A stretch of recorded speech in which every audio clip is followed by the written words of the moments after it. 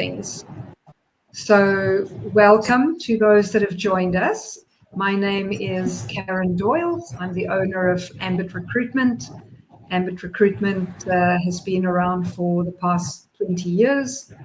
And tonight I am really thrilled to say welcome to Paul Byrne. Paul is the head of data insights and customer success at Stepstone Africa. And he is going to chat to us about the data on salary disparities in South Africa, the salary disparities between men and women. So welcome, Paul. Lovely to have you.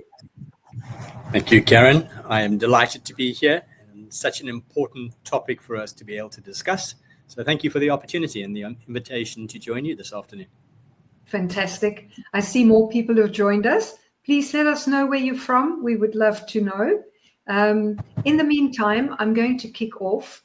Paul, I want to sort of, first question is, from the data that you've seen, because this is what you do data, what are the biggest gaps between men and women's salaries in South Africa? And how do these compare across industries or job levels? I think if we start right from the beginning, and what we've tried to do here over a number of years, we've had a look at these discrepancies just to see, to put a stake in the ground and to see if things are changing.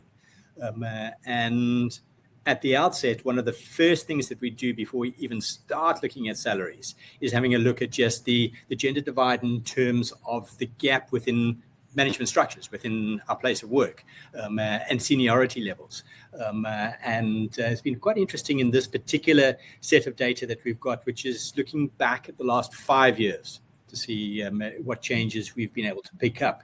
And on one side, there is some positive movement, so in other words, in the right direction, where we look at middle management roles.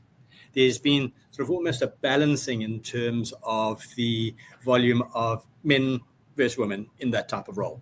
And I say balancing is not quite equitable yet, but we're looking at about 46, well, not about, we're looking at 46% of our workforce in middle management roles are female. So it's not where it needs to be at the very minimum 50%, but 46% is better than where it has been in the past. The issue that we see kind of kicks in as we move up this level of seniority, because what happens is we get into senior roles, senior management roles, that 46% that I speak about drops to 40%. And then again, we see a further drop into executive roles. And that 40% drops to 37%. And that's where we've got this problem. And it's a problem that I'm sure we'll get into on a number of different levels. Specifically, if we're talking about what are the opportunities for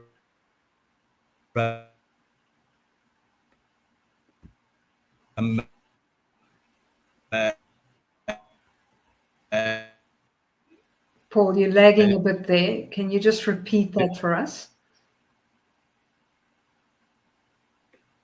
For women specifically in the workspace. Are you back there? Yes, yep, I can see you again. We had a blackout there. Okay. You're back. If you can just, just repeat what I was saying for us. Yeah. So I think we got the gist of what I was saying in terms of how, as we climb the ladder of seniority within the corporate workplace, so we see the participation of women dropping down to 37% once we get up to the senior to this executive management role. And I was busy saying that we can get into some of the issues that are causing that. But your specific question was looking at sort of the salary divide, and specifically that we can see that across the board, generally speaking, women are getting paid 27% less than their male counterparts. Now, to find this information, we've specifically looked at Gauteng salaries here in South Africa, and we've looked at people that have got at least 10 years experience, just to make sure that we're doing a like-for-like balance. So that's a big gap. And it's a known gap. We've known this for a long time, that there's not pay parity. And it is something that I think many companies would admit that they need to start to address. Not so easy to address it, because obviously the ramp up of the expenses. But yeah, it's going into sort of the specifics of what it is that we can see around your general managerial roles. You're a manager with 10 years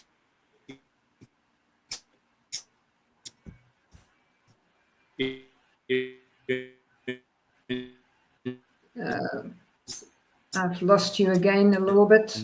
Are you there? We've got a horrible connection, I think. Sorry about that, folks.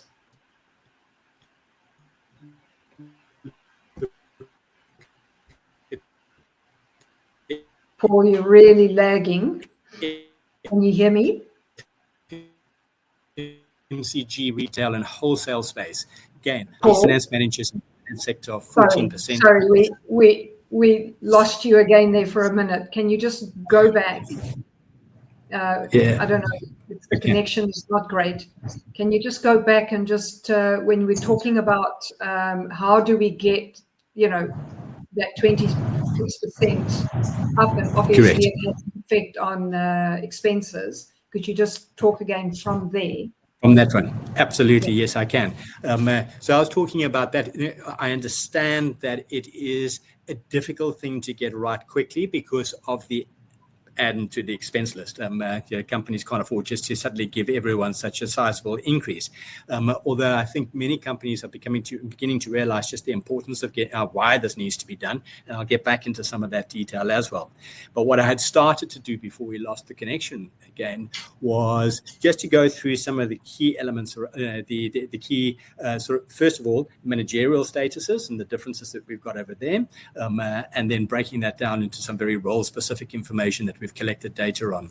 But to start off with, I was talking about saying a manager with 10 years experience in the FMCG retail and wholesale space is where we see the biggest discrepancy. There's about 27% salary difference between men and women in that particular space.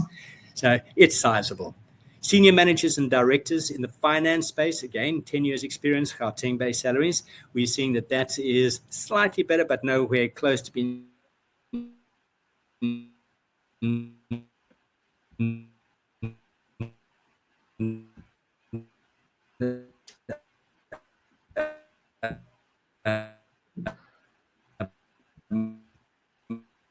have such a horrible connection. I'm so sorry, everybody. Paul, if you can hear me, we're struggling a bit again with your connection. Are you there?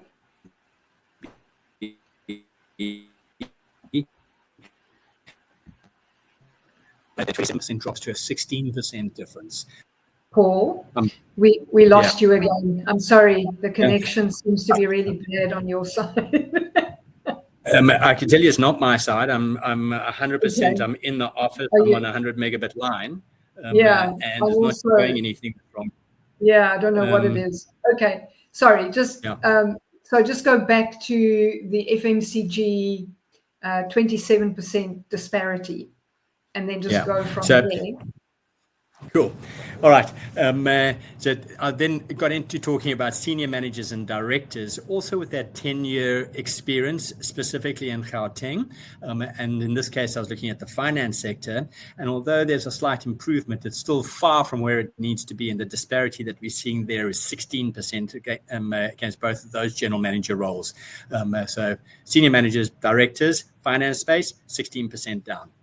And then where we see other big issues when it gets into the operational roles, things like operations managers in the manufacturing sector, 18% less for females. Financial managers in the finance sector, 14% less for females.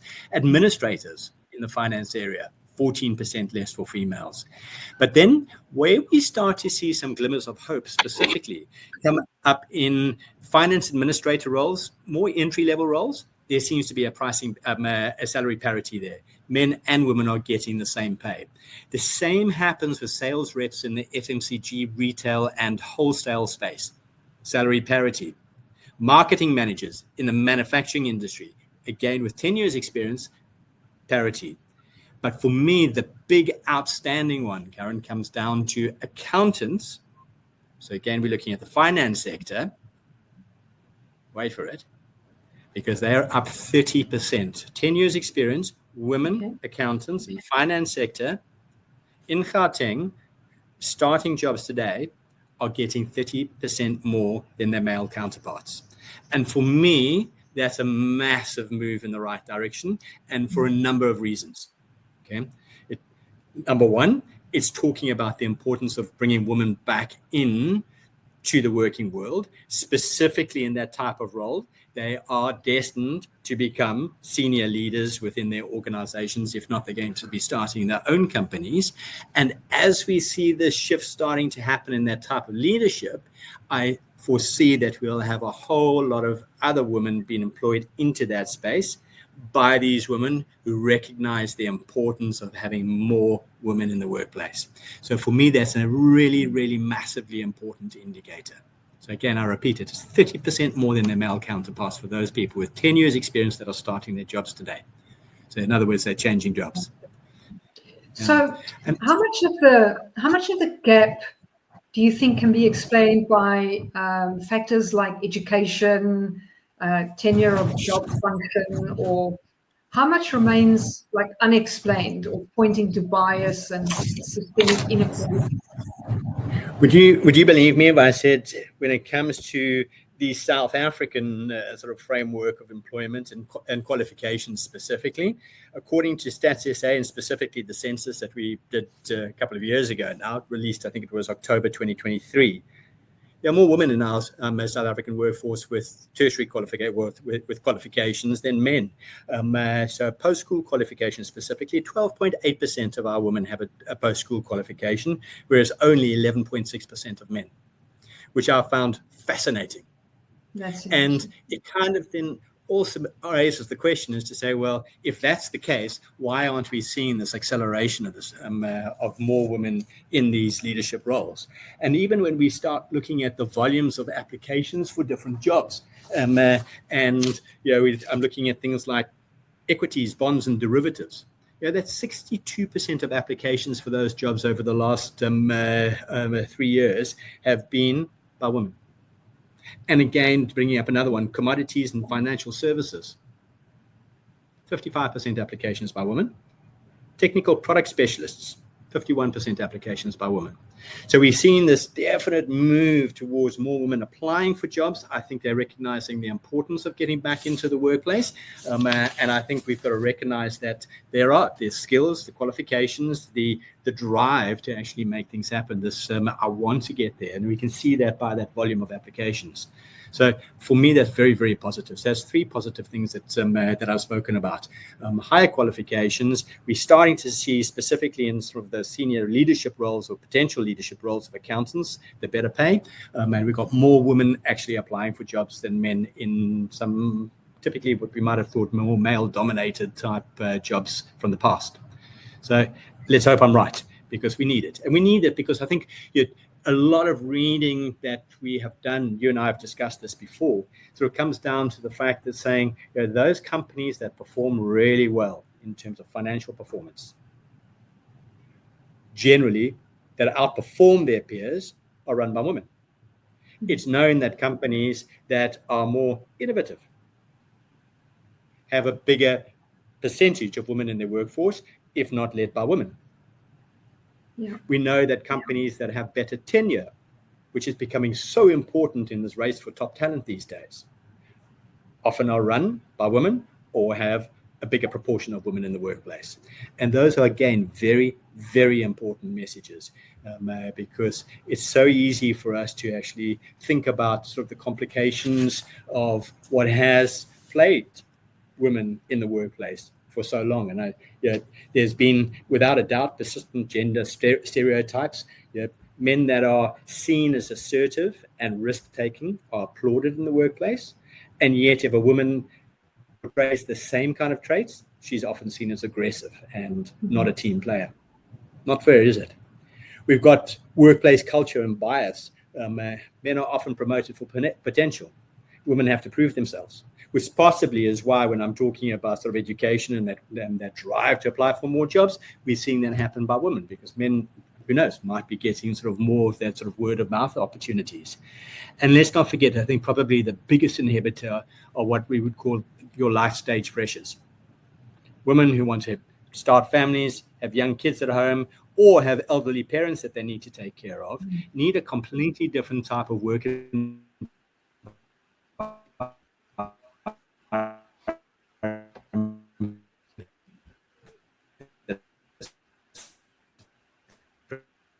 We've got a bad line again. Sorry, guys. Paul, are you there? Can you hear me? With them to support that type of life. You back? Yeah. Yeah. Sorry to the audience. I imagine it's very frustrating. So I was talking about those life stage pressures. So saying that's the third thing that in actual fact is that negative thing. So children, looking after the elderly, taking a career gap. Unless we've got structures within our organizations that accommodate this, which we should have, it means that women are out of the workplace for a period of time if they choose, if they've got the luxury of being able to be at home to be with their kids and be outside of soccer fields and do what they need to do in support of the growth of their kids. I'm gonna quickly. I've got a question from Zoe. Thank you, Zoe. And I think I'm going to ask it now because it's relevant. So she says, do you find that there are roles more suitable to women, or women more in demand in certain industries for legislative requirements that is pushing up the salaries offered?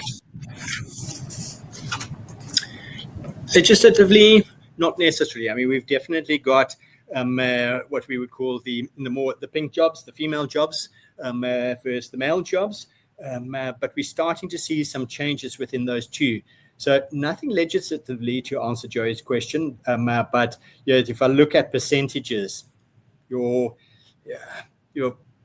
beauticians, your childcare professionals, your secretaries, payroll and wages within HR, they're all sitting at the region of about 84 to 88% sort of women in those type of roles, meaning the balance are your men, your therapists, your staff recruitment and selection, 78%, nursing and professional caregiving, 78%, travel agents, 78%, hairdressers, 77%.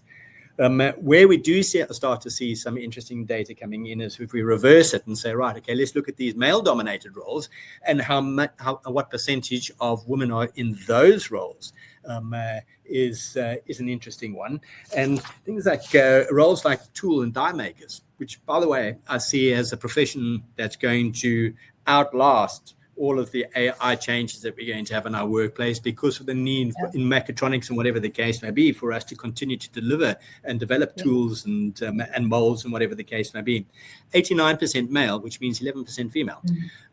So really good to see a proportion of females coming into that. Industrial machinery installation and repair, same thing. Similar number, 88%.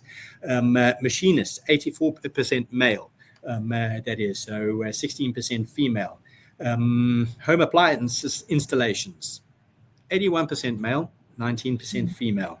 Metal, iron, steel, and rebar works, 80% male, meaning 20% female. So definitely we're seeing that there's a different type of mix coming in, and I think that's a good indication. And then if I pull out some other data that we've got, I think it's also quite interesting as we look at, and again, in answering Joey's question, what is it that we've seen over the last number of years? And here I'm looking back prior. This is some old, as I'm looking back further data. What happened before August 2018 and what's happened after August 2018. So we've built sort of quite a long period over there to say, can we see in historically male-dominated occupations where there's been an increase in female professionals over the years? So mining inspectors, 7 years ago, 6% of those were of those roles were held by females. That's up to 13% today. Okay. If I look at electronics engineers, 8%. 18% now. Really good to see that one. And again, so important into our future world of work and mechatronics and everything that we talk about today. Have you got anything on IT? Have you got anything on IT, on software developers? Not software developers in terms of the historic stuff, but I have got an IT. I can say your project administrators and project managers, 30% 7 years ago, now 39%. So starting to see that balance getting a little bit better. And then I think two other ones that are worth mentioning: industrial engineers, 26% to 38%, and architecture, 24% to 31%. So yeah, good to see in some of the core sort of old professions that we're starting to see this balance rectify. Yeah. So he also says women are in a better position to negotiate when there is a bigger demand to balance previously male-dominated roles. So yes, they are. Yeah. And I think to agree with Zoe, I think that is why we're going to see some big changes coming, and why I get so excited about what I spoke about right up front in terms of those accountants coming into the workplace, because they are going to be the drivers of change. The slow drivers of change probably take a generation. But if we look at what's actually happening in the workplace today, there are so many structural changes that are happening in terms of the way that we operate, whether it's technology, whether it's geopolitical turbulence, whether it is whatever, just economic shifts. We're seeing there's a lot at play. And probably if we sort of umbrella everything around just skill shortage, we're going to see that we're going to be forced into playing in this global economy. And we've learned over the last years since COVID that mobility and the opportunity to operate remotely are continuing to grow. And very interestingly, in some data that we're about to publish, and so you're the first to hear this, is that we've seen post-COVID, the volume of roles in South Africa that were advertised as remote opportunities or hybrid had started to dwindle until the beginning of this year. And the last few months, we've seen an uptick again. It's a small uptick. It's only 0.5% upwards again, but it was definitely following the global trend of going back to work. And suddenly there's the swing again. And I think what we're starting to see is more and more companies are recognizing the importance of the talent that we've got here in South Africa, and they're looking to see how they can benefit from that, either, unfortunately, through brain drain or through what they would call their offshoring here for finding people here that in South Africa continue to deliver. Yeah, I agree. Yeah. I'm definitely seeing a lot more companies going remote again.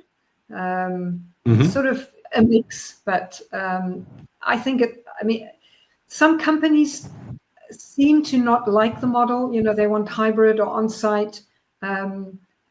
I understand it, but I sometimes feel that it's more of a need to control than the actual reality that people won't do the work, because I see the offices, the companies, and it works so well.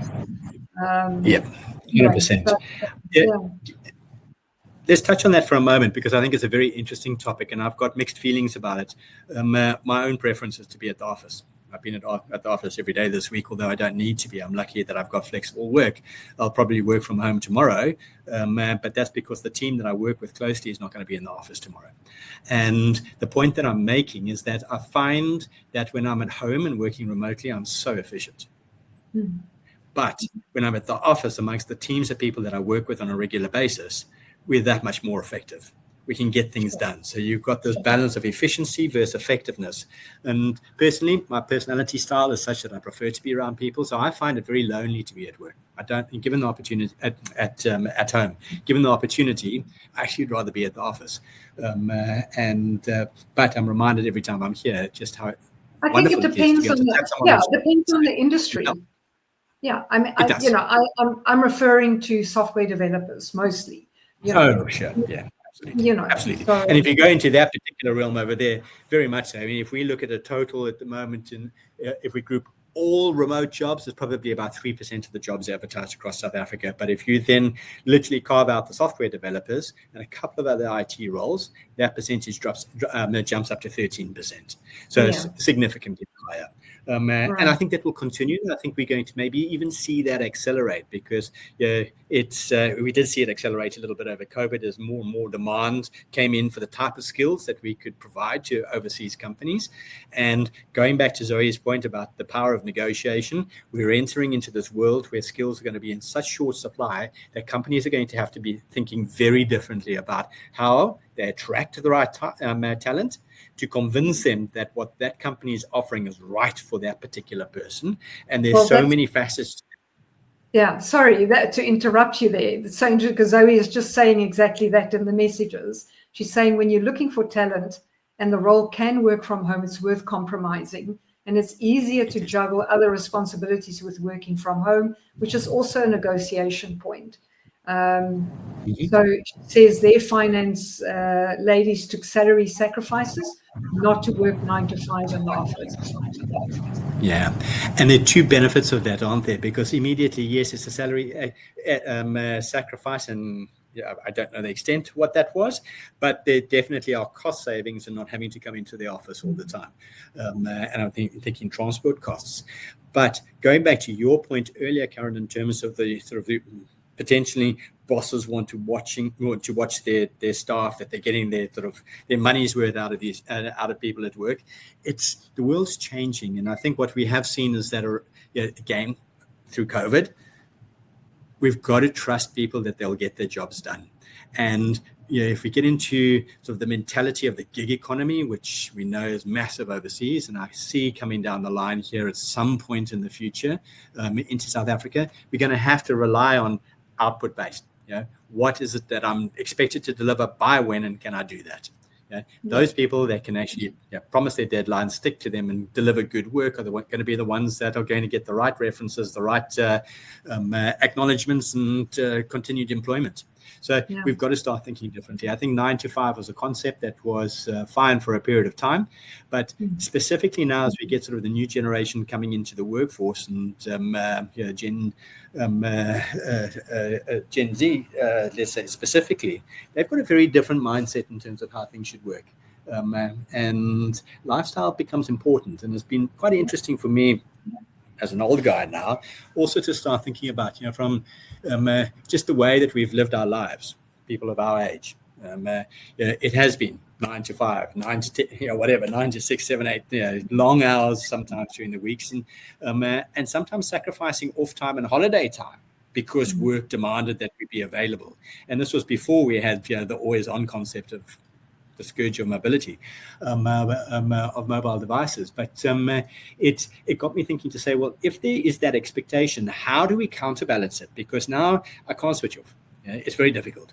Now there's no ways that we'd be able to actually take a sabbatical, in many of us, in terms of the way that we might have been able to do it a few years ago, when, and I'm talking maybe a generation or two ago, where people could say, right, okay, I am taking 3-6 months off or whatever, and knowing my job would be there. Things move so quickly that doesn't exist anymore. So how do we actually bring this balance into life so we can enjoy the life's experiences, especially as we expect that we're going to be working until we are a whole lot older, and maximize that, both as men and women. And change up the way of work to say, actually, the benefit I'm looking for is to be at the side of the soccer field to watch my kids playing their games of soccer or cricket or whatever the case may be. And you know what? I'll work later this evening to catch up on what it is. And we've got to look at that way. And that mobility, that flexibility is going to become very, very important. Another quick question from Isabella Mkonto. She says, what factors shown in the data increase female earning potential outside of tertiary qualifications?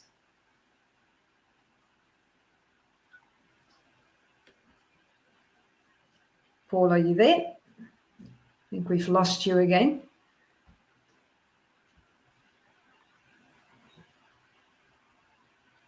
Oh dear. I think we've lost him a little bit.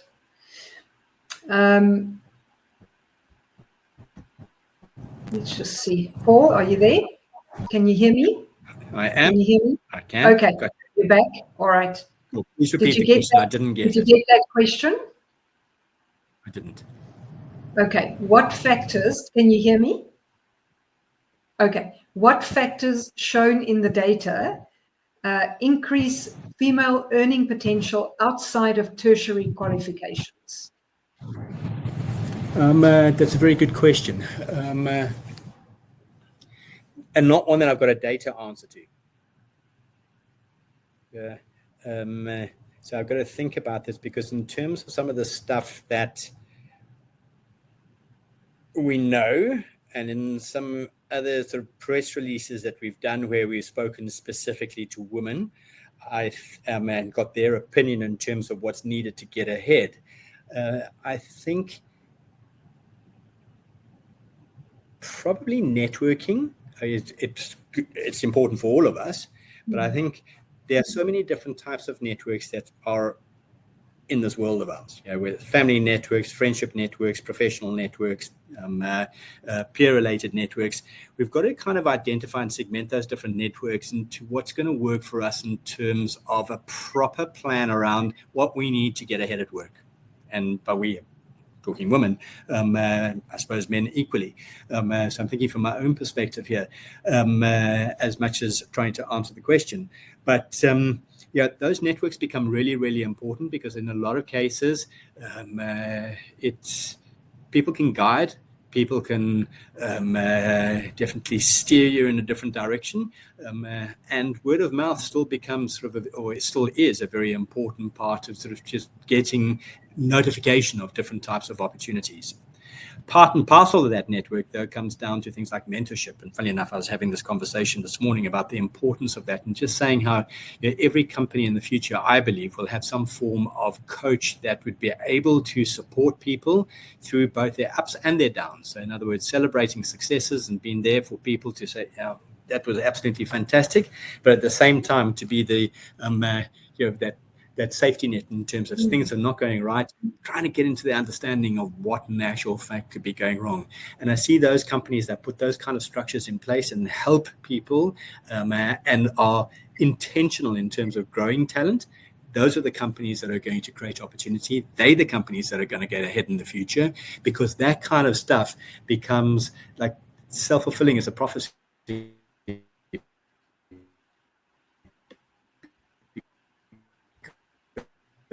We lost you there again a little bit.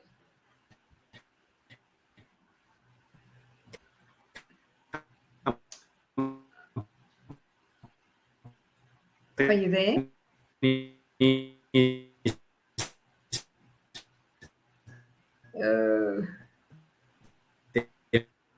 Become very attractive to work for, because they've got the support infrastructure. Okay, we're back. It's like every few minutes, that's like, it should be an ad break, and the next time we need to push a button so we can get an ad. I'll have to organize ads for the next one.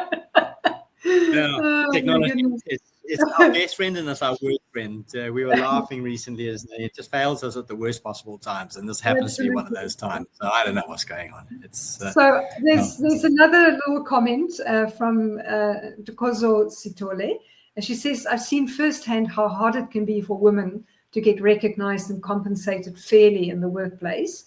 We're making progress, but there's still a long way to go. She says, I'm curious, what do you think is the most important thing women can do to advocate for themselves and get the recognition they deserve in terms of salary and opportunities?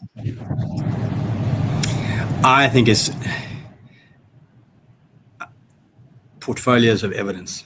Build up every time you get a compliment, every time you deliver a great piece of work, make sure that you're just keeping those records, because like I said earlier, men, unfortunately, in this particular context are recognized if they've got potential, if they seem to be ambitious. Women still need to prove themselves. And I think with that portfolio to say, that's what I've done, it becomes at least the part and parcel of that process. Getting those networks, I think, is also really, really important. And we've had some interesting things I've seen over recent times. We've done at work ourselves, is actually having sort of executive, not coaching, but mentorship to very specific skills to say, how can we open pathways of growth for people that we can see have the potential to actually get up to a different rung of the ladder? Well, forget the rung of the ladder, build the lattice of their career and potentially work across different skills and different environments, because that's the way I see the world going today. So tapping into a network like that, tapping into a mentor like that, where you can say, listen, I've done these things, help open up that pathway for me. It becomes a very, very strong thing. And it takes a lot of trust, a lot of courage to be able to do that. But I think, to be honest, I was asked to do it at one stage, and it opened up our eyes both ways in terms of what is needed to help someone grow. And if you think about our role in sort of senior working life, it is about making sure that we're helping other people get to the roles that they need to be in and opening up those opportunities. So to answer that question, I would look for who's that person that could in actual fact offer you that guidance, that support, and open up those gateways. You've got to be clear on what you want. You can't go in and say, well, I'm a quick learner or whatever the case may be. You've got that portfolio of evidence. You know the direction you're taking within your career. Now go and find that person that can actually open up the gateway for you. That's part of a network. It's just using it in a very different way. Yeah.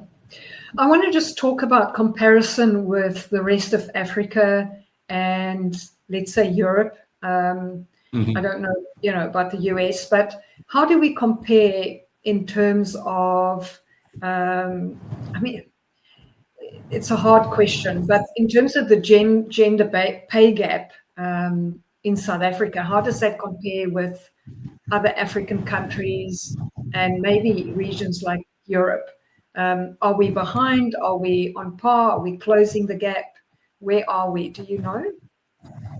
I don't know is the honest answer, Karen. The data that I've got access to looks specifically at the South African market, because that's where our platforms and the data that we've got access to comes from. So to compare it statistically, I can't do. But what I do know is that there's just there is this continuous conversation about the disparity that exists world over. So I can't imagine it's too dissimilar anywhere else, apart from there are pockets again of which I was talking about earlier, where we can see that real performance indicators are different for those companies that are women-led and they've got that greater participation of women in senior leadership positions. At the end of the day, they're driving a different dispensation. And we like that. I think we like the strong comment here, because I realize I do from where I am come from a position of privilege, but we're starting to see that diversity, equity, and inclusion is becoming such an important topic within our environments, of saying, how can we actually improve all of ourselves by the collective good?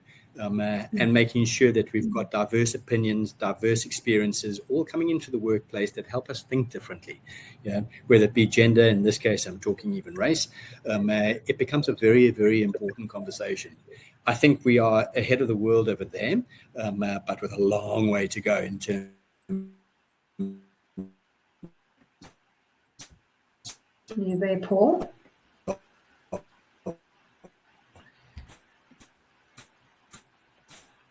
We just lost you there again for a second. Are you there? I'm sorry, everybody. We'll get back in a second with this lag. Even all these years after election. Okay, I'm back. You're back. Do you want to backtrack a bit and just repeat that? Thanks for the ad break. No, I think I got it all out. I saw it as we were the circle was starting to spin over there.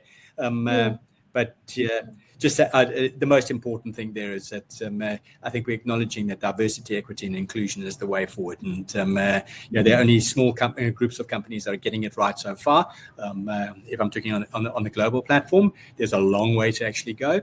But those that are getting it right are getting it properly right, and they are really showing the potential of what's important here. Fantastic. Yeah, I mean, I've seen as a recruitment consultant over the years how a lot of people have left South Africa, and I speak to a lot of those people. They're highly skilled, and generally, I'm talking more about the IT sort of industry. But it seems that it's quite difficult for South Africa to compete with the packages that those people receive. So it's not just the financial reward, it's the fact that they will pay for their child's schooling. They send a whole office furniture combo to their home because they've got to work from home. Little things like that. And it's, whereas here in South Africa, people are still worried about medical aid and pension and those things that they should be taking care of themselves and not looking at different kind of benefits that make people's lives easier. So, I think there definitely sort of gaps. But I also think that companies are starting to understand that sometimes people don't want that medical aid because they could be on their husbands or their wives, and maybe they want to choose their own one. They don't want to be with a particular medical aid or so I think that whole sort of discussion is also changing. But I was just wondering because we had a massive brain drain, and I think that is continuing. I don't think we'll ever know the numbers. I don't think the government will ever tell us. But I know what my database says, and it's massive. It is, and I think it's across all walks of life now. And I think it's and even some global studies that we've participated in shows. I don't have the stats readily available here, but we did some very good work with Stepstone, our parent company, the network, which is an affiliation of jobs platforms that operate across the world, and Boston Consulting Group. And we published it earlier last year, just in terms of global talent mobility. And the numbers were up in the region of about 78% of our young South Africans were willing to relocate abroad. And there were two parts that were interesting. On the one side, it was quite alarming that volume of people would be looking for better opportunities, higher pay, whatever the case may be. Got to be balanced with obviously the cost of living across in these in other countries. But what was quite pleasing too was the numbers